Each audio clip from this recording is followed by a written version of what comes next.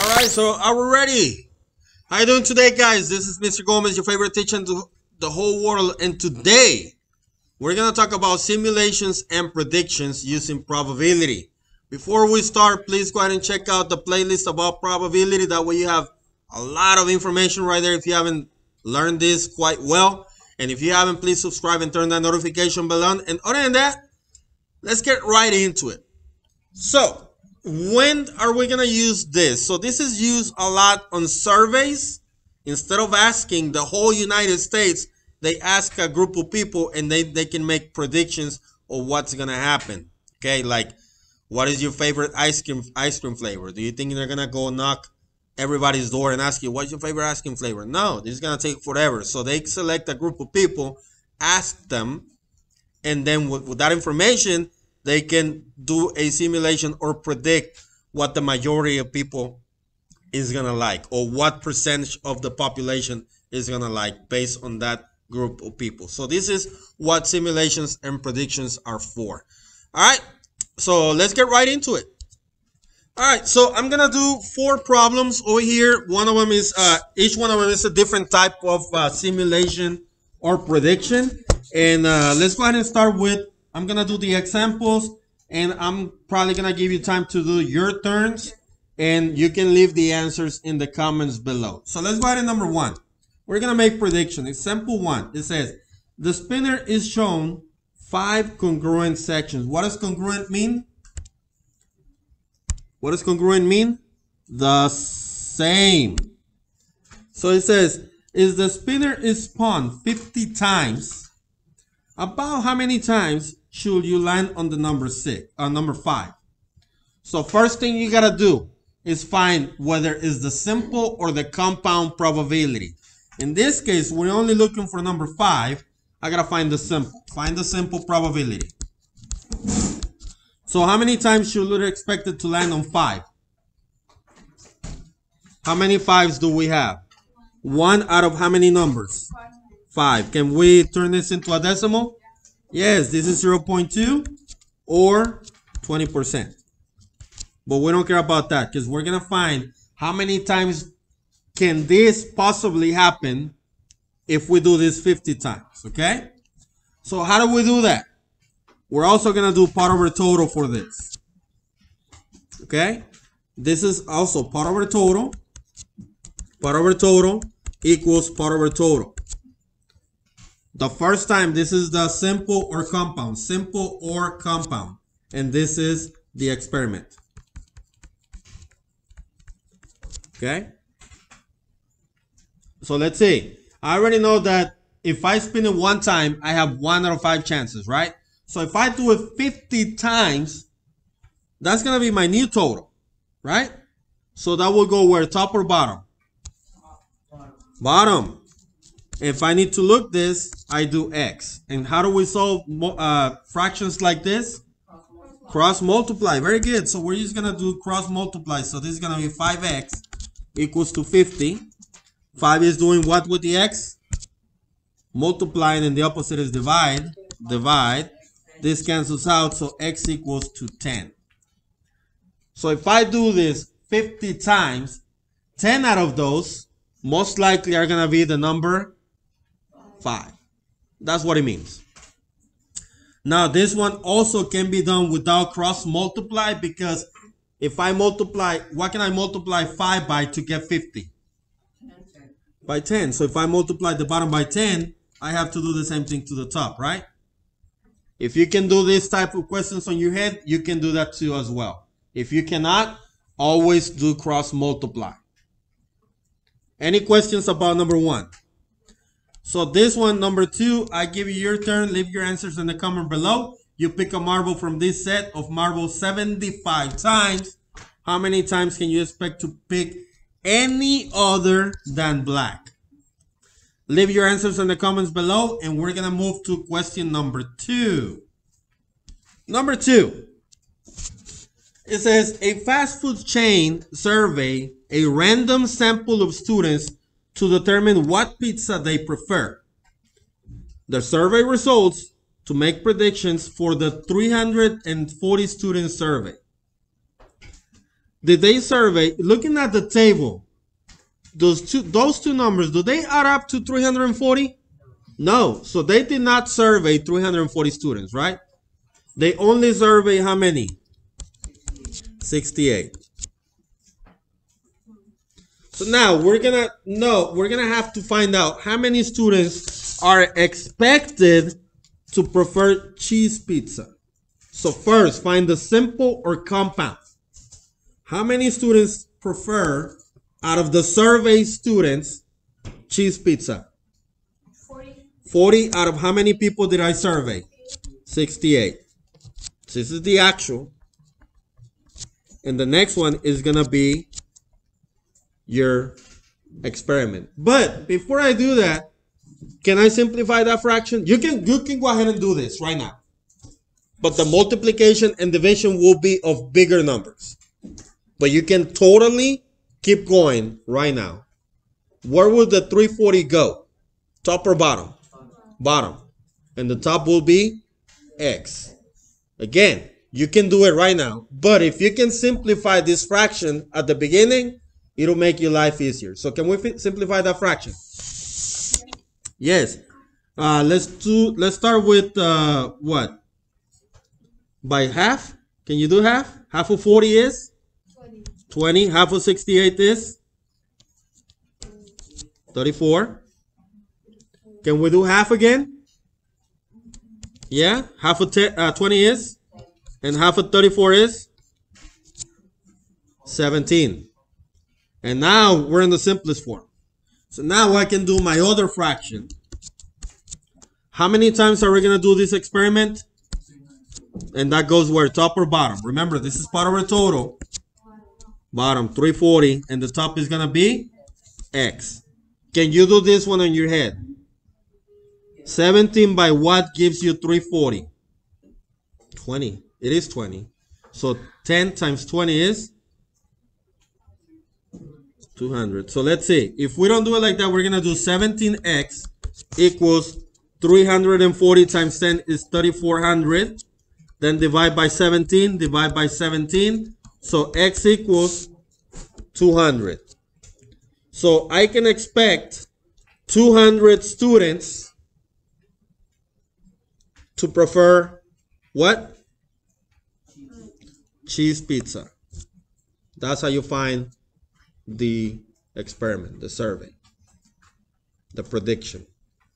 I'm not going to survey all 340 students. I'm just going to select the group and then do cross multiply. All right, so your turn. It says Kinsey survey a random group of 7th graders as to whether they prefer video games, sports, or neither. Use the survey results to make predictions for the entire class of 350. How many total 7th graders will prefer video games? So I give you a few minutes to work this on yourself, and then leave the answers in the comments below. Other than that, I'm going to go to number 3 because we have a different type of question. Now, for this type of questions, we did this in class yesterday and the day before as a checkpoint. And this is where a lot of you tend to not want to do this because there's a lot of reading. But I'm going to show you that this is very simple and there's very little math involved. It's simpler than you think. Do not be intimidated. It says right here, the manager of a movie theater randomly surveyed how many people? 50. Who entered the movie theater on Friday. The manager asked about the type of movie each person prefers, and the results are in the table. So how many people did they survey? 50. So if I add everybody on the table, I should add up to how many? 50. Is that what we get when we add them? That's 30 plus 14 is 44 plus 6 is 50. So yes. So now I don't need to do anything else. Let's compare. I'm looking for which one is true or false. Okay? So it says the person is 3 times as likely to prefer comedy as horror. So let's see, how many comedy do I have? And how many horror is that? So if I do 12 times 3, is that 15? No, that's why that's 36. So is that true or false? False. Easy math right here. Very easy, right? Let's check the next one. The person is, let me do a different color. The person is twice as likely to prefer drama as horror. So drama is how many? Horror is 12. It says that this, no, drama. Twice drama than horror. So if I multiply this times 2, do I get 6? No. That is the opposite, right? So this is also false. I have twice horror than drama. They had it backwards. So that's why that one is false. Let's do blue now.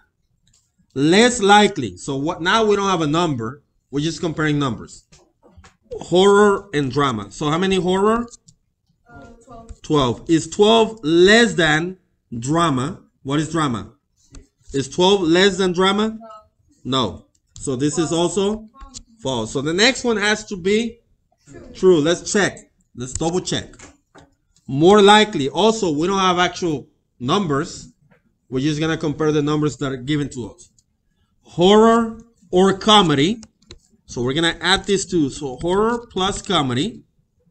So horror is how many? 12. And comedy is 15, which equals, what is it? 27. More likely. Is this more than action or drama? Let's see. Action plus drama. How many actions do I have?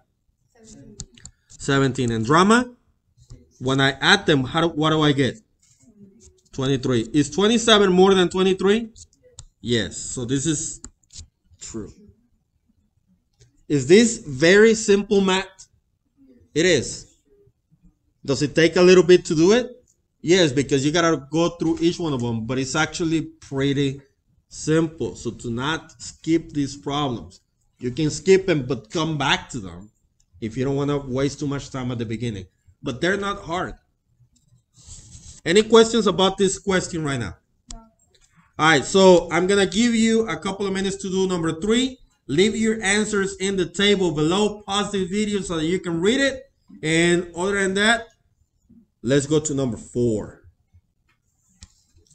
Number 4, it says the table shows the number of bottles of different kinds of juice sold at the cafeteria on Monday.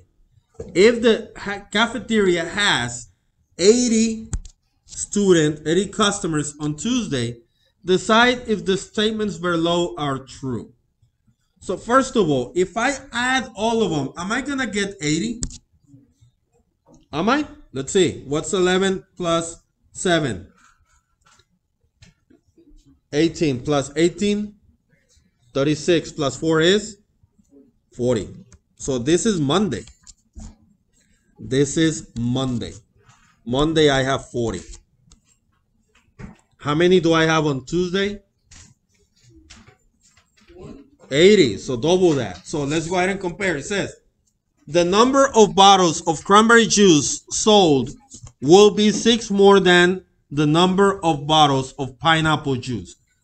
So if we're going to double it for Tuesday, can I just do this? Yeah? And that will add to 80. So this is Tuesday and this is Monday. All right? Simple math. Nothing crazy. 11 times 2 is 22. 7 times 4 times 2 is 14. 18 times 2 is 36. No, yeah? Yes. And 4 times 2 is 8. So that's for Tuesday. Make sense? So now let's compare. It says the number of bottles of cranberry juice sold will be 6 more. So cranberry. How many cranberry do I have? Let's look at Tuesday. 14. 6 more than the number of pineapple. Pineapple is how many? 8. So is that 6 more? Is cranberry 6 more than 8? What is 14 minus 8? Is that 6? Yeah, so this is true. Seems to be true. Right? Makes sense. Let's see the other ones. The number of bottles, let's do green now, of apple juice sold will be 6 times. What does times mean? the number of cranberry. So I have cranberry. First of all, what is it? Apple is what? 22.